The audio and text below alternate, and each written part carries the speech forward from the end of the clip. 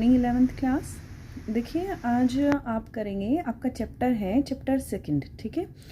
तो हम इसके कुछ एक्स्ट्रा क्वेश्चंस कर रहे हैं जो आपके एग्ज़ाम में 1 मार्क्स में आपसे पूछे जाते हैं, ठीक है। तो आपका चैप्टर है origin and evolution of the earth, ठीक है। तो इस चैप्टर में हम क्वेश्चंस करेंगे एमसीक्यूज। तो शुरुआत करते हैं बेटा। फर्स्ट क्वेश्चन आपका क्या है, सौरमंडल में कितने ग्रह हैं, ठीक है। 8 है। पहले कितने थे बेटा, टोटल जो ग्रह थे पहले वो 9 थे, ठीक है। लेकिन प्लूटो को उसमें से हटा दिया गया है, ठीक है, क्योंकि जो ग्रह की एक कंडीशंस जो शर्तें होती हैं वो उनको फुलफिल नहीं कर पा रहा था, जिसकी वजह से प्लूटो को उसमें से हटा दिया गया है। अब उसके बाद बात करते हैं कौन सा भीतरी ग्रह है, ठीक है। तो हमने ग्रह को 2 तरीके से डिवाइड किया था, 2 तरीके से विभाजित किया था। जब मैंने आपको चैप्टर रीड कराया तो ये चीज़ें सभी मैंने आपको एक्सप्लेन की थी। एक भीतरी ग्रह थे इनर प्लेनेट से, एक आउटर प्लेनेट से, जिन्हें हम क्या कहते हैं, बाह्य ग्रह कहते हैं, ठीक है। तो यहाँ पर हम देखेंगे कि कौन सा ग्रह भीतरी ग्रह है। तो वो भीतरी ग्रह कौन सा है बेटा, वो हमारे पास 4 हैं, बुध, शुक्र, पृथ्वी, मंगल, ठीक है। 4 इनर प्लैनेट्स हैं एंड 4 आउटर प्लैनेट्स हैं। 4 भीतरी ग्रह हैं और 4 क्या हैं, बाह्य ग्रह हैं, ठीक है। Now the next question is कौन सा ग्रह भीतरी ग्रह नहीं है। You know very well about the 4 are the inner planets and these are the Budh, Shukra, Prithvi, मंगल, ठीक है। तो इसमें से कौन सा इंक्लूड नहीं है, शनि ग्रह इंक्लूड नहीं है, ठीक है। और शनि ग्रह किस में आता है बेटा, आउटर प्लैनेट्स में आता है। These are the inner planets, भीतरी ग्रह हैं, ठीक है। और आउटर प्लैनेट्स कौन से हैं, आउटर प्लैनेट्स हैं आपके ये। इसके बाद मंगल के बाद कौन सा ग्रह आता है, बृहस्पति आता है। बृहस्पति है आपका, ठीक है, शनि है और यूरेनस, नेपच्यून, जिन्हें आप अरुण और वरुण भी बोलते हैं। तो ये 4 ग्रह जो हैं वो बाह्य ग्रह हैं, ठीक है। Now the next question is कौन सा ग्रह भीतरी ग्रह नहीं है, ये हो गया आपका। Now next question, Emmanuel Kant ने किस देश का निवासी था। तो एमिनल कांत जो था वो जर्मनी से बिलोंग करता था। लैपलस ने निहारिका सिद्धांत कब प्रस्तुत किया था, 1796 में प्रस्तुत किया था। सूर्य से गैसीय पदार्थ किस बल द्वारा अलग होते हैं, ठीक है। तो ग्रेविटेशनल फोर्स, काफी आपने पढ़ा होगा 9th स्टैंडर्ड में भी। आपका एक साइंस में चैप्टर है, स्पेशली टॉपिक है ग्रेविटेशन, ठीक है, और गुरुत्वाकर्षण बल, जो उसकी वजह से चीजें जो हैं वो पृथ्वी पर टिकी हुई हैं। और आप भी जंप करते हैं तो दोबारा से पृथ्वी पर ही आ जाते हैं, ठीक है। ऐसा नहीं है कि आपने जंप किया और आप वैक्यूम में, एयर में ही रह गए, आप नीचे की तरफ आ जाते हैं। और उसका एग्जैक्टली रीजन क्या होता है, ग्रेविटेशनल फोर्स होता है जो वस्तुओं को पृथ्वी से बांधे हुए रखता है। तो ये इसमें कहता है कि सूर्य से गैसीय पदार्थ किस बल द्वारा अलग होते हैं, तो वो ग्रेविटेशनल फोर्स है, गुरुत्वाकर्षण बल है, जिसकी वजह से सूर्य से गैसीय पदार्थ अलग होते हैं, ठीक है। नाउ द नेक्स्ट क्वेश्चन, किस गैस का संलग्न हीलियम में हुआ है। तो ऐसे कौन सी गैस है जिसका संलग्न हीलियम में हुआ है, तो वो है हाइड्रोजन। चंद्रमा की उत्पत्ति कितने वर्ष पहले हुई थी, 4.44 अरब वर्ष पहले हुई थी। निहारिका सिद्धांत किस विद्वान ने प्रस्तुत किया था, अभी तो हमने पीछे किया था 1 मार्क्स में, किसने किया था, लैपलस ने किया था। लैपलस किस विषय का विद्वान था, गणित का विद्वान था, एक गणितज्ञ था। जेम्स तथा जेफरी ने कौन सा सिद्धांत प्रस्तुत किया, दैतारक सिद्धांत प्रस्तुत किया। ओटो सिमिड किस देश का वैज्ञानिक था, तो ये था रशिया का, ठीक है। सौर निहारिका की प्रमुख गैस कौन सी है, हाइड्रोजन है।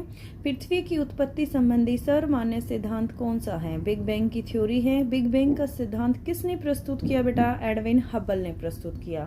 अब मैं आपको कुछ 1 लाइनर क्वेश्चन है वो करवा देती हूँ, और 1 लाइनर क्वेश्चन करने के बाद हम जो बिग बैंग थ्योरी है उसके बारे में पढ़ेंगे। This is very important question to the point of exam, ठीक है। तो हम यहाँ पर कौन सा क्वेश्चन करेंगे, बिग बैंग की थ्योरी। और मैंने आपको जब चैप्टर रीड कराया तो उसमें भी काफी अच्छे से एक्सप्लेन कर रखा है। आप चैप्टर की थ्योरी जो है वो भी पहले देख सकते हैं, ठीक है, वो भी आपके यहाँ पर मिल जाएगी, आपको अवेलेबल है, तो वहां से आप बिग बैंग की थ्योरी को देख सकते हैं। अब देखिए सौरमंडल में कितने ग्रह हैं, ऑलरेडी टोल्ड टू यू कितने प्लैनेट्स हैं टोटल हमारे सौर मंडल में, हमारे यूनिवर्स में कितने प्लैनेट हैं? टोटल 8 हैं। आंतरिक ग्रहों के नाम बताइए। आंतरिक ग्रहों को इनर प्लैनेट्स, भीतरी ग्रह, ये सभी नाम दिए गए हैं। और उन ग्रहों के नाम क्या है? बुध ग्रह है, शुक्र है, पृथ्वी है और मंगल है। बाह्य ग्रहों के नाम बताइए। तो बाह्य हैं बृहस्पति, शनि, अरुण, वरुण, ठीक है। और ये नहीं आएगा इसमें, ये इंक्लूड नहीं है, ठीक है। यहीं तक है। और उस अद्वितीय ग्रह का नाम लिखिए जहाँ जीवन मौजूद है। बेटा आपको पता है हम पृथ्वी पर रहते हैं और पृथ्वी पर ही तो जीवन मौजूद है। तो इकलौता ग्रह ऐसा जहाँ पर जीवन संभव है या जीवन मौजूद है तो वो कौन सा है? पृथ्वी है। किस दार्शनिक ने निहारिका का सिद्धांत दिया? इमैनुअल कांत ने दिया था, जो बिलोंग कहाँ से करते थे? जर्मनी से। पूछा गया था ना आपसे कि इमैनुअल कांत कहाँ से बिलोंग करते हैं? जर्मनी कंट्री से बिलोंग करते हैं, ठीक है। किस वैज्ञानिक ने संघटक परिकल्पना प्रस्तुत की? तो जेम्स जीन्स तथा जेफरीज ने ये प्रस्तुत की।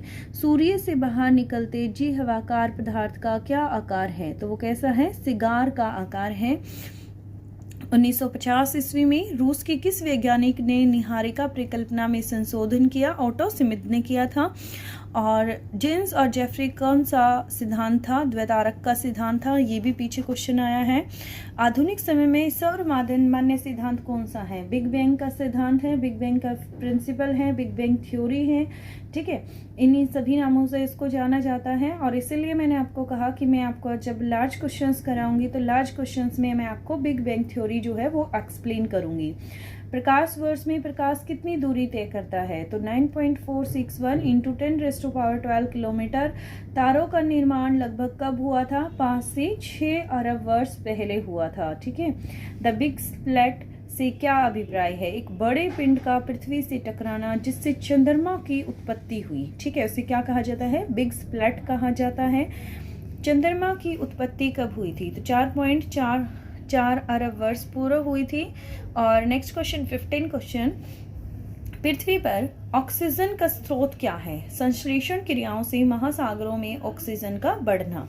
और लैप्लेस के अनुसार ग्रहों का निर्माण कैसे हुआ? ग्रहों का निर्माण धीमी गति से घूमते हुए पदार्थों के बादल से सूर्य की युवा अवस्था में हुआ था। और द्वैतारक मत के 2 समर्थक विद्वानों के नाम बताइए। तो वो थे सर जेम्स जीन्स और सर हैरोल्ड जेफरी।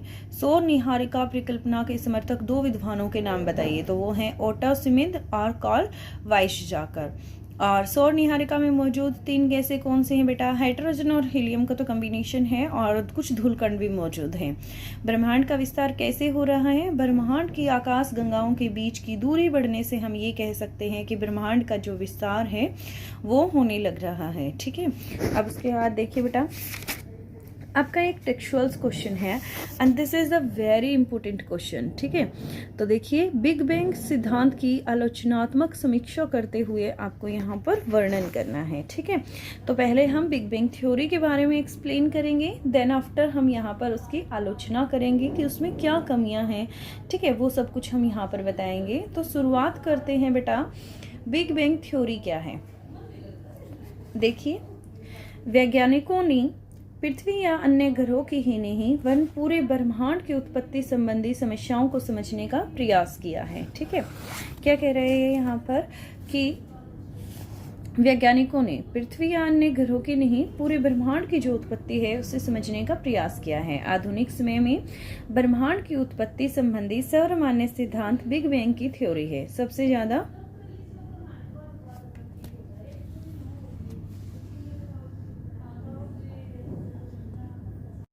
देखिए बेटा, बिग बैंग थ्योरी हम पढ़ रहे हैं तो इसमें क्या कहता है ये, इसे विस्तारित ब्रह्मांड परिकल्पना भी कहा जाता है, ठीक है। इसे क्या कहा जाता है? एक्सपेंडिंग यूनिवर्स हाइपोथेसिस भी इसे कहा जाता है। 1920 ईस्वी में एडविन हबल ने प्रमाण दिए कि ब्रह्मांड का जो विस्तार है वो हो रहा है और समय बीतने के साथ आकाश गंगाएं एक दूसरे से दूर हो रही हैं, ठीक है। जैसे जैसे समय बीतता जा रहा है वैसे वैसे आकाश गंगाएं क्या हो रही है? एक दूसरे से दूर होती जा रही है, ठीक है। अब इसके हम प्रयोग देख लेते हैं।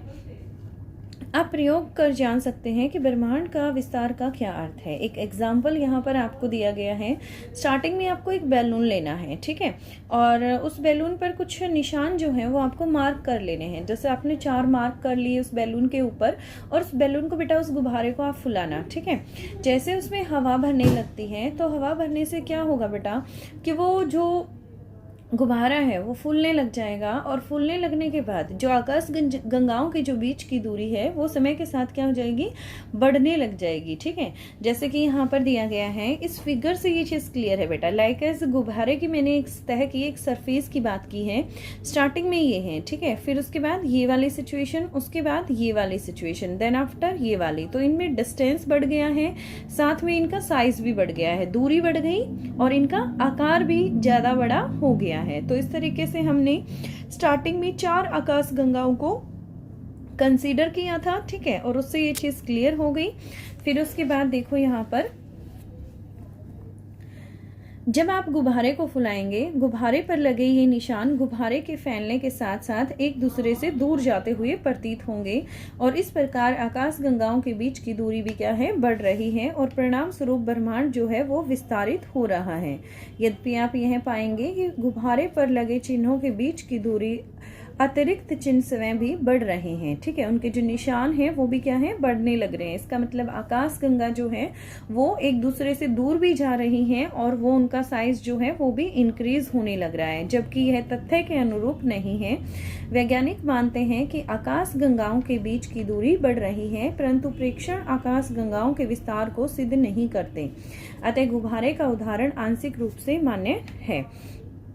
कुछ ही हम इसे आंशिक रूप से ही इसे मान्य कह सकते हैं। क्यों कह सकते हैं? क्योंकि यह आकाश गंगाओं के विस्तार को सिद्ध नहीं करती हैं। अब देखिए उसके बाद नेक्स्ट क्या कहता है। बिग बैंग के सिद्धांत के अनुसार ब्रह्मांड का विस्तार निम्न अवस्थाओं में हुआ है। पहली बात देखेंगे हम यहाँ पर, आरंभ में वे सभी पदार्थ जिनसे ब्रह्मांड बना है अति छोटे गोलक के रूप में एक ही स्थान पर स्थित थे। क्या कहता है कि आरंभ में जब ब्रह्मांड बना था तो पहले क्या था, सिर्फ एक ही छोटा गोलक था के रूप में एक ही स्थान पर थे, जिसका आयतन अत्यधिक कम था और तापमान तथा घनत्व बहुत ज्यादा था। ठीक है, टेम्परेचर ज्यादा था और साथ में उसकी जो डेंसिटी है वो भी काफी ज्यादा थी। बिग बैंग की प्रक्रिया में इस अति छोटे गोलक में भीषण विस्फोट हुआ। जिस छोटे गोलक की बात की गई है इसमें क्या हुआ, विस्फोट हुआ, और इस प्रकार की विस्फोट प्रक्रिया से वृत्त विस्तार हुआ। वैज्ञानिकों का विश्वास है कि बिग बैंग की घटना जो है वो आज से 13.7 अरब वर्ष पहले हुई थी और ब्रह्मांड का विस्तार आज भी जारी है। आपसे 1 मार्क्स में ये क्वेश्चन पूछा जा सकता है कि बिग बैंग की घटना कितने ईयर्स पहले हुई थी, 13.7 ईयर्स पहले हुई थी। उसके बाद 4th बात करते हैं, विस्तार के कारण कुछ ऊर्जा पदार्थ में परिवर्तित हो गई और विस्फोट के बाद 1 सेकंड के अल्पांश के अंतर्गत ही वृत्त विस्तार हुआ। इसके बाद विस्तार की गति जो है वो धीमी पड़ गई। बिग बैंग होने के आरंभिक 3 मिनट के अंतर्गत ही पहले परमाणु का निर्माण हुआ था। और उसके बाद 5th पॉइंट क्या कहता है, बिग बैंग से 3 लाख वर्षों के दौरान तापमान 4500 केल्विन तक गिर गया और आणविक पदार्थ का निर्माण हुआ, ब्रह्मांड पारदर्शी हो गया। अब इसकी आलोचना देखते हैं। जो आलोचनात्मक आपको समीक्षा करनी थी वो है इसमें। तो ब्रह्मांड के विस्तार का अर्थ है आकाश गंगाओं के बीच की दूरी का विस्तार होना। ब्रह्मांड का विस्तार का मतलब क्या है कि आकाश गंगाएं जो हैं उनका मीन्स डिस्टेंस जो है वो बढ़ गया। होयल ने इसका विकल्प स्थिर अवस्था संकल्पन के नाम से प्रस्तुत किया और इस संकल्पना के अनुसार ब्रह्मांड किसी भी समय में एक जैसा रहा है। यद्यपि ब्रह्मांड के विस्तार संबंधी अनेक प्रमाणों के मिलने पर वैज्ञानिक समुदाय अब ब्रह्मांड विस्तार सिद्धांत के ही पक्षधर हैं। ठीक है, जो ब्रह्मांड का विस्तार हुआ है धीरे धीरे करके, आकाश गंगाओं में जो दूरी बढ़ती गई है और आकाश गंगाओं का साइज भी समय के अनुसार इंक्रीज हुआ है। ठीक है, तो ये सारी की सारी चीजें इन्हीं के जो वैज्ञानिक हैं वो क्या है, पक्षधर हैं। ठीक है, अब उसके बाद नेक्स्ट क्वेश्चन, ये आपका टेक्सचुअल्स क्वेश्चन ही है क्या है भाई, देखिए, पृथ्वी के विकास संबंधी अवस्थाओं को बताते हुए हर अवस्था पर संक्षिप्त वर्णन करें। पहले क्या हुआ था, एक तस्तरी का निर्माण हुआ, फिर ग्रह के जो अणु हैं उनका निर्माण हुआ, फिर संगठन की क्रिया हुई और फिर ग्रहों का निर्माण हुआ था। ठीक है, ये 4 पॉइंट हैं, 4 नंबर में 5 मार्क्स में भी पूछा जा सकता है। तो देखिए, तस्तरी का निर्माण, तारे निहारिका के अंदर गैस के क्या थे, गुत्थित झुंड थे। इस गुत्थित झुंड में ग्रेविटेशनल फोर्स से, गुरुत्वाकर्षण बल से गैसीय बादल में क्रोड का निर्माण हुआ था और इस गैसीय क्रोड के चारों तरफ गैस धूलकणों की घूमती हुई तस्तरी जो है वो विकसित हुई थी। उसके बाद ग्रहणों का निर्माण, अगली अवस्था में गैसीय बादल का संघनन आरंभ हुआ और क्रोड को ढकने वाला पदार्थ छोटे गोलों के रूप में विकसित हुआ। ये छोटे गोले संसर्जन प्रक्रिया द्वारा ग्रहणों में विकसित हुए हैं। अब संगठन की प्रक्रिया देख लेते हैं। संगठन की क्रिया द्वारा बड़े पिंड बनने शुरू हुए थे। ठीक है, संगठन की क्रिया द्वारा क्या हुआ था, बड़े पिंड बनने शुरू हुए थे और गुरुत्वाकर्षण बल के परिणाम स्वरूप ये आपस में जुड़ गए और छोटे पिंडों की अधिक संख्या ही ग्रहाणु हैं। ग्रहों का निर्माण, अंतिम अवस्था में इन अनेक ग्रहणों के संवर्धित होने पर कुछ बड़े पिंड ग्रहों के रूप में बने थे। ठीक है, इतना क्लियर हो गया होगा आपको। तो ये सभी क्वेश्चंस बेटा आप याद करेंगे। ठीक है, आपको मैंने 20 क्वेश्चंस वन लाइनर करवाए हैं, 15 मैंने एमसीक्यूज करवाए हैं, 2 मैंने आपको लॉन्ग क्वेश्चंस कराए हैं। ठीक है, ये आपका 2nd चैप्टर था, 2nd बुक से हैं। तो ये सभी आज आपका होमवर्क है। टेक्सचुअल्स आपकी नोटबुक में 100% राइट डाउन होनी चाहिए। ठीक है, क्लियर हो गया होगा।